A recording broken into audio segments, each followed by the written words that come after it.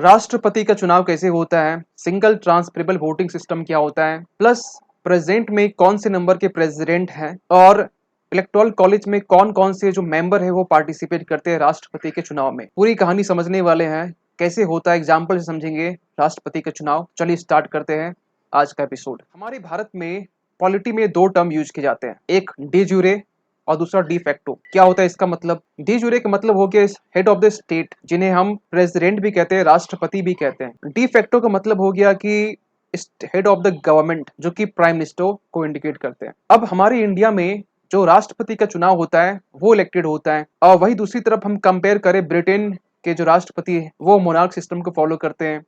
India में जो राष्ट्रपति हैं उनका चुनाव होता है, तभी हम लोग यूज करते हैं रिपब्लिक। हम लोग, इंडिया एक डेमोक्रेटिक रिपब्लिक है। जब हम लोग प्रियम्बल पढ़ते हैं तो प्रियम्बल के पहले पैराग्राफ में ये बातें साफ लिखी हुई है, we the people of India having solemnly resolved to constitute India into a sovereign socialist secular democratic republic। Democratic Republic, यहाँ पर इलेक्टेड, यहाँ पर राष्ट्रपति होते हैं। जहां पर प्रेसिडेंट या head of the state elected होते हैं वहां हम लोग वो कंट्री डेमोक्रेटिक रिपब्लिक होता है या रिपब्लिक होता है। ब्रिटेन एक रिपब्लिक नहीं है। ब्रिटेन जरूर ऑब्वियस सी बात है कि ये एक डेमोक्रेटिक कंट्री है, लेकिन ब्रिटेन में डेमोक्रेटिक रिपब्लिक यूज नहीं करते हैं। ब्रिटेन एक डेमोक्रेटिक कंट्री है, इंडिया एक डेमोक्रेटिक रिपब्लिक कंट्री है। ठीक है, अब दूसरी बात ये है कि राष्ट्रपति का चुनाव जाने से पहले हम लोग ये समझते हैं कि हमारे प्रेजेंट में 15वीं राष्ट्रपति द्रौपदी मुर्मू, जो कि उड़ीसा के पहले गवर्नर रह चुके हैं, इनको इलेक्ट किया गया और इलेक्टोरल कॉलेज ने इनको इलेक्ट किया। अब यहाँ पर दो सवाल निकल के आते हैं, इलेक्टोरल कॉलेज क्या होता है और सिंगल ट्रांसफरेबल वोटिंग सिस्टम के माध्यम से कैसे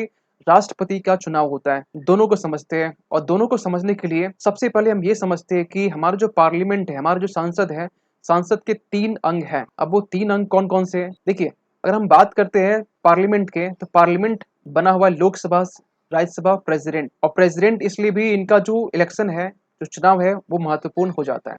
दूसरी बात यहाँ पे ये निकल के आती है कि राष्ट्रपति के चुनाव में जो इलेक्टोरल कॉलेज है ये कौन कौन होते हैं। तो सबसे पहली बात तो ये कि ये लोकसभा की बात करें, राज्यसभा की बात करें, या फिर विधानसभा की बात करें, या स्टेट असेंबली की बात करें, जिसे इंग्लिश में कहते हैं, स्टेट काउंसिल की हम बात नहीं कर रहे हैं, यहाँ पर स्टेट असेंबली की ही बात कर रहे हैं। तो यहाँ पर इलेक्टोरल कॉलेज जो लोकसभा, राज्यसभा, स्टेट असेंबली में जो इलेक्टेड आपके मेंबर्स है, जो निर्वाचित जो सदस्य है, वही इसमें पार्टिसिपेट करते हैं। पहली बात तो ये। अब यहाँ पर जो नॉमिनेटेड है, राष्ट्रपति जिन्हें नॉमिनेट करते हैं, फॉर एग्जाम्पल की हम बात करें लोकसभा में, तो लोकसभा में 2 मेंबर नॉमिनेटेड होते हैं, जो कि एक 104, या हम ये कह सकते हैं कि 104वां संविधान का संशोधन, जिसमें ये प्रोविजंस को हटा दिया गया है। टोटल स्ट्रेंथ की बात करें लोकसभा की, तो लोकसभा में टोटल स्ट्रेंथ आपके 552 है, लेकिन टोटल जो सीट जो फुलफिल है वो आपके 545 है। उसमें से 543 अभी प्रेजेंट में, क्योंकि 2 एंग्लो इंडियन के थे जो कि अभी नहीं है, वो वैकेंट है। तो 543 इनकी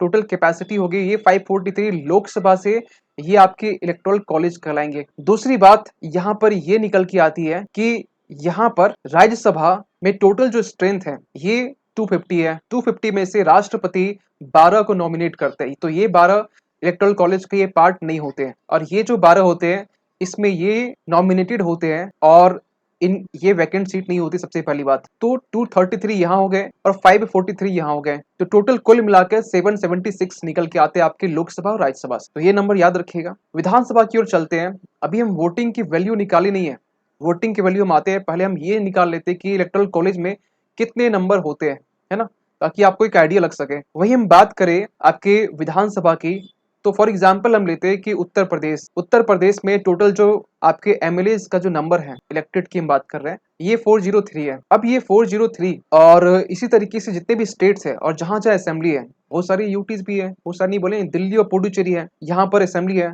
तो यहाँ के असेंबली में एमएलए भी होंगे, तो ये भी एमएलए इंक्लूड होते हैं खासकर इलेक्टोरल कॉलेज में। तो टोटल को हम लोग समअप करते हैं हर स्टेट और वो यूटी जहां असेंबली है, तो टोटल जो नंबर वो निकल के आता है 4033। अब 4033 और 776 ये टोटल को समअप करने के बाद में हमारे पास जो नंबर आते हैं वो आपके हो गए प्रेसिडेंट के चुनाव के लिए जो इलेक्टोरल कॉलेज है, वो इनके नंबर हो गए। अब हम लोग बात करते हैं कि कैसे हम लोग एमएलए की वैल्यूज और एमपीज की वैल्यूज को निकालते हैं। तो एमएलए की वैल्यूज आपको मालूम है कि हर स्टेट के एमएलए अलग अलग है, हर स्टेट की पॉपुलेशन अलग है। तो जहां पर ये कह सकते हैं कि जहां पर पॉपुलेशन ज्यादा है, एमएलए ज्यादा है, तो वहां पर वोटर्स एमएलएस की जो वैल्यू है वो भी ज्यादा होगी, जाहिर सी बात है। तो ये यहाँ पे बेनिफिट उनको मिल जाता है। दूसरी बात यहाँ पर ये है कि एग्जाम्पल हम लेके चलते हैं कि यूपी का, जहाँ 403 यहाँ पर इनके एमएलएस का नंबर है। टोटल पॉपुलेशन से डिवाइड करते हैं 22 करोड़ के आसपास में पॉपुलेशन के। जब हम डिवाइड करते हैं तो मेरे पास में कुछ वोटर्स की वैल्यू आती है, वो वोटर्स सॉरी एक एमएलएस की वैल्यू आती है, वो एमएलएस की जो वैल्यू है 208 निकल के आती है। अब इनका फॉर्मूला क्या होता है, तो एमपीज की जो एमएलएस की जो वैल्यू है,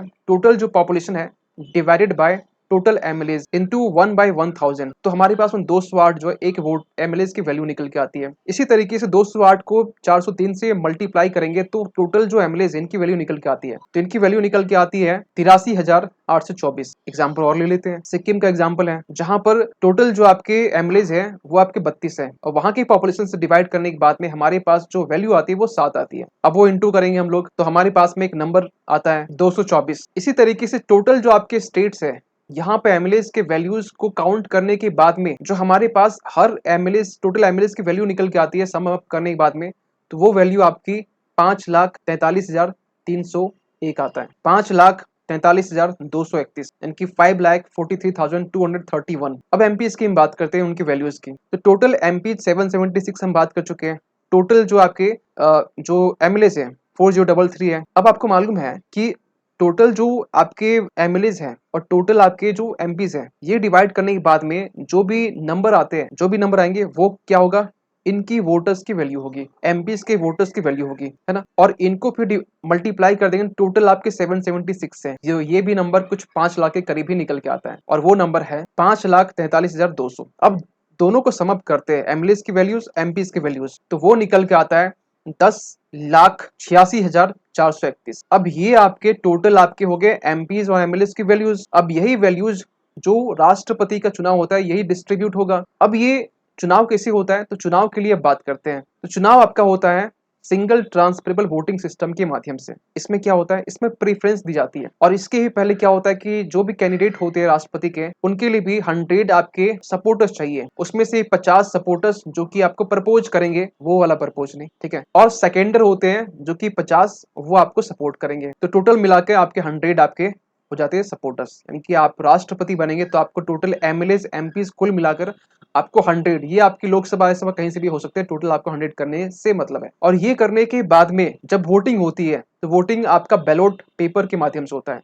आज हम लोग वीवीपैट के माध्यम से करते हैं वोटिंग, इलेक्ट्रॉनिक सिस्टम आपको मालूम है, लेकिन जो राष्ट्रपति का चुनाव होता है वो बैलेट पेपर के माध्यम से होता है, यानी कि हम लोग थोड़ी सी हम लोग प्रगति कर चुके हैं राष्ट्रपति के चुनाव के कंपेयर में। तो इसको एग्जांपल समझते हैं कैसे राष्ट्रपति का चुनाव होता है बैलेट पेपर के माध्यम से। सपोज करते हैं 3 कैंडिडेट है ए, बी और सी, 5 लोग एमपीज या एमएलएस की बात करते हैं, और वो लोग किस तरीके से प्रीफरेंस देते हैं उसकी हम बात करते हैं। सपोज कीजिए कि एक कैंडिडेट वो प्रेफरेंस देता है 1-3-2, फिर दूसरा 2-3-1, फिर 1-3-2, फिर 3-2-1। ऐसे में आप देख पाते होंगे कि एक जो पहला प्रेफरेंस है वो 2 लोगों के पास में डिस्ट्रीब्यूट हो गया। 2 लोगों के पास डिस्ट्रीब्यूट होने के बाद में जो जिनके पास में पहला प्रेफरेंस कम है वो एलिमिनेट हो जाता है, और जिनके पास में 2-2 वाले कंडीशन आते हैं, पहला प्रेफरेंस 2-2 है, तो पहले स्टेप में तो ये हो गया। अब फिर से चुनाव होगा, अब फिर से चुनाव ऐसे होता क्या हम बता रहे हैं, अब तो ये चुनाव नहीं होते, लेकिन पहली सेकंड काउंटिंग होती है, और ये काउंटिंग में क्या होता है, जिनके पास में सेकंड प्रेफरेंस ज्यादा है उनको फिर आगे प्रमोट करके